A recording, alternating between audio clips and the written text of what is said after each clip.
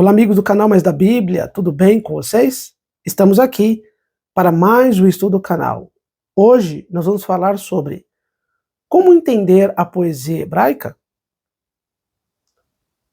Vale a pena salientar que toda vez que você estudar uma porção da Bíblia, um texto bíblico, é importante você descobrir de que gênero literário esse texto faz parte. Você descobrindo isso, vai ficar muito mais fácil para você compreender do que o texto está dizendo. Fora isso, você tem a questão do contexto interno, que é o contexto imediato, contexto externo, que é o contexto mais amplo. Você tem as palavras-chave e outras coisas para descobrir o que o autor original quis dizer. Mas você descobrindo um gênero literário vai ficar mais fácil na hora de interpretar. Por exemplo, os livros poéticos, que é o que nós vamos estudar hoje, que está dentro do gênero literário poético, a poesia hebraica, existem muitas figuras de linguagem. O autor, quando escreve uma poesia, ele está exprimindo as suas emoções, os seus sentimentos, sua raiva, a sua angústia, as suas alegrias. Principalmente o livro de Salmos demonstra muito isso. Você tem salmos imprecatórios, que é os salmos que o povo de Deus ora que Deus faça juízo contra os seus inimigos. Alguns falam que é oração contrária, mas não é. É que quando você exprime a Deus, ali existe um eu lírico. O eu lírico é que exprime, que expurga as suas emoções a Deus e pede socorro ao Senhor. Isso são as orações imprecatórias. Os salmos estão recheados desses textos. Você tem salmo de lamentação, salmo de louvor, você tem cântico e outros tipos de salmos. Existem variados tipos de salmos. Você descobrir qual tipo de salmo, que tipo de salmo faz parte daquele texto, é muito importante na hora de interpretar. Salmista Davi escreveu aí 73 salmos, aproximadamente. Os outros são autores diferentes, como Asaf, Moisés, que escreveu o Salmo 90, Salomão, que escreveu o Salmo 127, e outros escritores bíblicos que também escreveram salmos. Os salmos também são hinos do povo de Deus, tanto do Antigo Testamento como do Novo Testamento. Então existem vários tipos de salmos. Além disso, você tem o livro de Jó, o livro de Provérbios, o livro de Eclesiastes, que são livros sapienciais, ou seja, são livros de sabedoria, que fala de sabedoria. É o tema central desses livros. O livro de Jó é um livro está dentro do gênero literário poético, mas ali é um diálogo que Jó conversa com seus amigos e também com Deus. Já o livro de Eclesiastes, o livro de Provérbios, são mais, por exemplo, Provérbios são livros de conselhos, são conselhos inspirados por Deus, que Deus deu a Salomão para ele transmitir ao povo. São conselhos inspirados. É como você deve viver a sua vida cristã prática. O livro de Eclesiastes já é um tipo de sabedoria monóloga, porque Salomão ali está exprimindo tudo aquilo que ele viveu em sua vida. E depois, muitos teólogos também dizem que o livro de Eclesiastes é uma demonstração de que Salomão se arrependeu de todos os pecados que cometeu quando se afastou da verdadeira sabedoria que é o Senhor. Depois você tem o livro de Cântico dos Cânticos, que fala de amor entre Salomão e a sua amada, a mulher sulamita, e dentre essas questões é importante na hora de você interpretar. Muitos estudiosos também mencionam que 95% ou 84% do livro do gênero literário poético não se entende como se lê, porque existem muitas figuras de linguagens ali. O escritor da literatura hebraica, ou melhor dizendo, da poesia hebraica, exprime os seus sentimentos, suas emoções, suas angústias, sua ira, as suas alegrias e por aí vai. Existe ali um eu lírico que vibra, que demonstra os seus sentimentos diante de várias circunstâncias. Assim é o livro ou o gênero literário poético que trabalha nesta linha. Então, para você entender melhor o que nós vamos trabalhar aqui, fique conosco até o final do vídeo. Eu tenho certeza que você vai gostar. Até mais.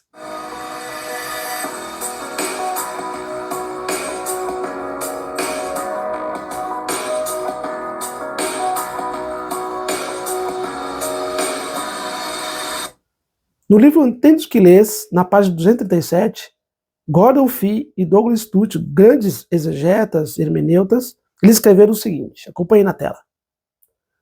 No Israel antigo, a poesia era amplamente apreciada como meio de aprendizagem. De fato, o povo de Deus gostava muito deste recurso linguístico, principalmente o paralelismo, que nós vamos tratar daqui a pouco aqui. Por meio da poesia hebraica, eles aprendiam a Bíblia de uma forma muito mais ampla e profunda. Porque ali eles demonstravam, os escritores bíblicos demonstravam a sua emoção, os seus sentimentos, e usavam muita figura de linguagem. Se você for escrever um texto um pouquinho mais formal, dificilmente você vai usar figuras de linguagem, porque é um texto formal, um texto denotativo. Já um texto conotativo, um texto que existe aí, semanticamente falando, figuras de linguagem, você tem mais liberdade para colocar figuras e exprimir seu sentimento de uma maneira muito mais, digamos, profunda, e usando vários recursos linguísticos para exprimir os seus sentimentos. Por isso que é o termo semântico, conotativo. Ainda neste livro, na página 250, eles escreveram o seguinte: quando você ler um salmo, tome cuidado para não derivar dele conceitos que nunca foram pretendidos pelo poeta musical, que foi inspirado para escrever. Isso aqui é importante. Na hora de nós lermos um salmo, um provérbios, um livro de Eclesiastes, enfim, ou qualquer livro dentro do gênero literário poético, nós temos que tomar muito cuidado na hora de interpretar. Porque esses livros não estão preocupados em demonstrar doutrinas, mas esses livros falam de sentimentos, da sua vida prática, e eles usam ali várias figuras de linguagem para poder expressar e comunicar ao povo. Então nós temos que tomar muito cuidado na hora de interpretar esse tipo de gênero literário. Tem muitas pessoas que erram nisso. E você tem muitos salmos acrósticos que usa as primeiras letras do alfabeto hebraico para memorização. Isso é importante nós destacarmos. Era um recurso muito usado pelos judeus. E alguns povos circunvizinhos também usavam este recurso bem importante naquela época. Eu parafraseei aqui 3 pontos importantes deste livro para ampliar o entendimento deste estudo. Acompanhe comigo na tela. Primeiro ponto. A poesia hebraica buscava atingir a mente por meio das emoções, usando linguagem intencionalmente emotiva. Por isso, é preciso evitar uma exegese exagerada dos salmos, atribuindo significados especiais às palavras ou frases que o poeta não pretendeu destacar. Como eu disse no início, se o escritor desse gênero literário poético, principalmente da poesia hebraica, ele usa uma expressão emotiva, de emoções, nós temos que tomar cuidado na hora de interpretar. Normalmente ele está ali exprimindo os seus sentimentos. Pode ser a raiva, pode ser alegria, pode ser tristeza, pode ser angústia, depressão, enfim. Existem vários tipos de sentimentos na hora de exprimir. O escritor bíblico tem liberdade para exprimir o que ele está sentindo de fato. Por exemplo, aqui está um ponto interessante, que mesmo que o gênero literário seja uma narrativa, por exemplo, se você for no livro de Lucas, nos primeiros capítulos ali, você vai ver ali o Cântico de Ana.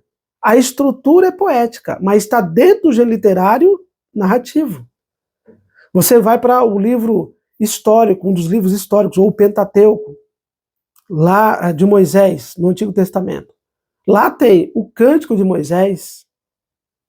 Perceba que, mesmo que um gênero literário seja predominante, isto não significa que outros gêneros podem compor ali a estrutura do texto bíblico ou do gênero literário. Existe um predominante, repetindo, por exemplo, de repente um livro histórico, ele é predominante porque ele tem a narrativa, ele conta uma crônica, enfim, predomina mais, mas isso não inibe ou não tira a oportunidade de colocar também dentro dele outros tipos de gêneros. Como eu acabei de explicar aqui, dar um exemplo para vocês. Vocês vão ver isso muito. Por exemplo, no livro de Isaías, Isaías usa muito paralelismo, a poesia hebraica nos seus livros. E o livro de Isaías, você sabe que o gênero literário é profético. É uma profecia clássica, porque era para o tempo da época, mas algumas coisas que não se cumpriram com o povo de Israel se cumpre no Novo Testamento, se cumpre com a igreja. Além disso, Isaías era um profeta messiânico. Falava muito acerca de Jesus, acerca do Messias, que viria e morreria pelo pecado da humanidade. Então existe aí um entrelaço. Existe o gênero literário predominante, mas não deixa de ter outro gênero literário que agrega ao gênero literário predominante, no caso que eu mencionei aqui de Isaías, o livro profético clássico. Então existe muito isso na Bíblia. Existe o predominante e existe os outros que entrelaçam e que dá sentido e realismo ao texto bíblico. Segundo ponto, os salmos são poemas musicais que visam tocar as emoções e provocar respostas que vão além do entendimento cognitivo, ou seja, do pensamento. Embora reflitam doutrina, não foram escritos para ensinar sistemas doutrinários. Por isso, não devem ser lidos como tratados teológicos ou narrativas. Olha só, como eu disse no início, mesmo que existe alguma porção de doutrina, um pouco de doutrina ali, mas o autor, ou melhor dizendo, o escritor bíblico não tinha uma intenção de apresentar, de explicar uma doutrina específica diante do gênero literário poético. Você tem os salmos, existem muitos salmos messiânicos que falavam acerca de Jesus, do Messias que viria. O Salmo 22 é um deles. Então, a gente tem que tomar cuidado na hora de interpretar um livro do gênero literário poético. Repetindo, quais são eles? O livro de Jó, o livro de Salmos, o livro de Provérbios, o livro de Eclesiastes e o livro de Cântico dos Cânticos. Alguns mencionam que o livro de Lamentações, de Jeremias, também faz parte do livro poético, porque existem algumas figuras de linguagem ali também. Outros dizem que é o gênero realmente Lamentações, porque existe também alguns salmos de Lamentações. Então perceba que eu não posso, tem que tomar muito cuidado na hora de você estudar uma doutrina. Normalmente as doutrinas estão mais nos livros, nas cartas, nos evangelhos, em algumas profecias, em alguns livros, algumas narrativas. Então, as doutrinas normalmente estão nesse gênero literário. A poesia não tem esta função de explicar uma doutrina. Pode ter alguma porção doutrinária, mas não é a função primária deste gênero literário. E o terceiro ponto, vamos ver. A poesia hebraica usa a linguagem metafórica para evocar significados. É essencial compreender as metáforas, sem forçá-las ou interpretá-las literalmente. Nos Salmos, imagens como montes que saltam, inimigos com espadas nos lábios, ou Deus como pastor e fortaleza, devem ser vistas como símbolos, metáforas, símiles, hipérboles que expressam verdades espirituais. Assim, o leitor precisa apreciar a linguagem simbólica e traduzi-la para a realidade pretendida. Então perceba que a estrutura literária poética, este gênero literário, tem muitas figuras de linguagem, mas muitas mesmo. Hipérboles são exageros, simbolismos, metáforas, símiles, que são comparações, e por aí vai. Existem muitas figuras de linguagem, assim também como os livros proféticos da Bíblia. Então nós temos que tomar muito cuidado na hora de interpretar este gênero literário. Vamos agora explicar o paralelismo. E vamos começar aqui pelo paralelismo sinonímico ou sinônimo. que significa isso? É o pensamento da primeira linha é repetido ou reforçado com palavras diferentes na segunda linha. Existem muitos textos bíblicos, eu separei só alguns aqui, mas vamos analisar um na Bíblia. Depois você pode continuar analisando e procurando e pesquisando sobre o paralelismo sinônimo. Vamos ver aqui Isaías capítulo 44, verso 22, que diz o seguinte, Isaías capítulo 44, verso 22. Afastei, eu estou lendo aqui na Nova Versão Transformadora. Afastei seus pecados para longe, como uma nuvem. Dispersei suas maldades, como a névoa da manhã. Volte para mim, pois paguei o preço do seu resgate. Você percebeu uma coisa diferente aqui no texto? Vamos analisar juntos. O verso 22 diz, afastei, a primeira frase, afastei seus pecados para longe, como a nuvem. Perceba que como a nuvem está fazendo uma comparação, que Deus aqui afastou os pecados para longe como a nuvem. Como a nuvem que está passando ali e levando, de repente, até a tempestade. O vento está soprando na nuvem e levando a tempestade. Então está fazendo uma comparação. Mas a segunda frase, existem alguns sinônimos aqui. Ó. Dispersei, comparando com afastei, é a mesma coisa. Dispersei e afastei. Suas, aqui fala, em cima fala seus. Embaixo fala maldades, em cima fala pecados. Então, maldades e pecados são sinônimos. Dispersei e afastei também são sinônimos. Suas e seus também. Aí fala, como a névoa da manhã. No outro fala, como uma nuvem. Perceba que nestas duas frases existe aqui um sinônimo. Existem palavras sinônimas, palavras que são parecidas, mas diferentes. Querem dizer a mesma coisa, mas com palavras diferentes. Então, por isso que é o paralelismo sinônimo ou sinonímico, tá bem? Existem vários textos que usam esse recurso. E perceba que o livro de Isaías, como eu falei no início, está usando este recurso linguístico. É um recurso da poesia hebraica, que é o paralelismo sinônimo. Existem outros paralelismos também que Isaías usa, mas esse aqui é o que nós acabamos de ver no texto bíblico, tá bem? Vamos avançar. Paralelismo antitético. Vamos para Provérbios, no capítulo 16 e no verso 25. Provérbios, capítulo 16, verso 25. Olha o que diz. Ainda na Nova Versão Transformadora. Há caminhos que a pessoa considera corretos, mas acabam levando à estrada da morte. Note que há aqui um contraste. O paralelismo antitético, a segunda linha contrasta ou anula o pensamento da primeira linha. Neste caso aqui está contrastando. Perceba que na língua portuguesa existe aqui uma conjunção adversativa, mas. Existem várias conjunções adversativas, mas, porém, contudo, todavia, no entanto, entretanto. São conjunções que contrastam a primeira frase.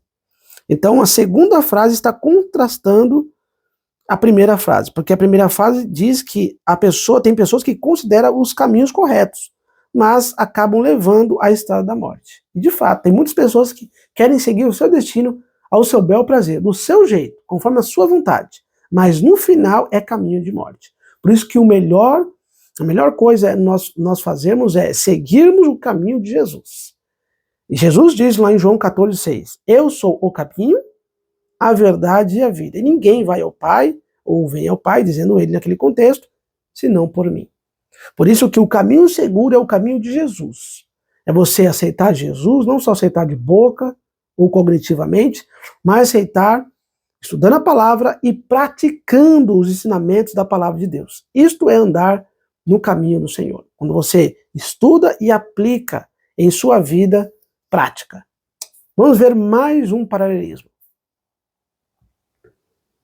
Paralelismo sintético. Basicamente, a segunda linha desenvolve ou completa o pensamento da primeira linha. E vamos ver isso no livro de Salmos. O livro de Salmos, no capítulo 28, vai nos mostrar esse tipo de paralelismo. E é muito importante nós destacarmos aqui. Paralelismo sintético.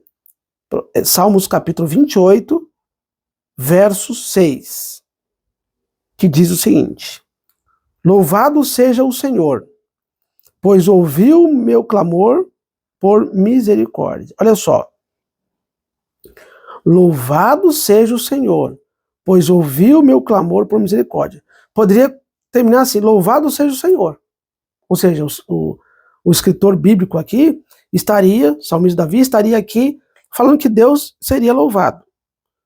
Mas ele continua a frase, vírgula, pois ouviu meu clamor por misericórdia. Perceba que primeiro ele louva a Deus e depois ele completa a frase com uma conjunção dizendo, pois ouviu meu clamor por misericórdia. Então perceba que esta segunda frase está completando a primeira. Vamos ver um outro exemplo. Ainda no capítulo 28 de Salmos, no verso 7. Ó. O Senhor é a minha força e o meu escudo. Confio nele de todo o coração. Então aqui, a segunda frase está completando, está dando um significado mais amplo à primeira frase. Porque poderia terminar assim: o Senhor é a minha força e o meu escudo. Mas ele diz, confio nele de todo o coração.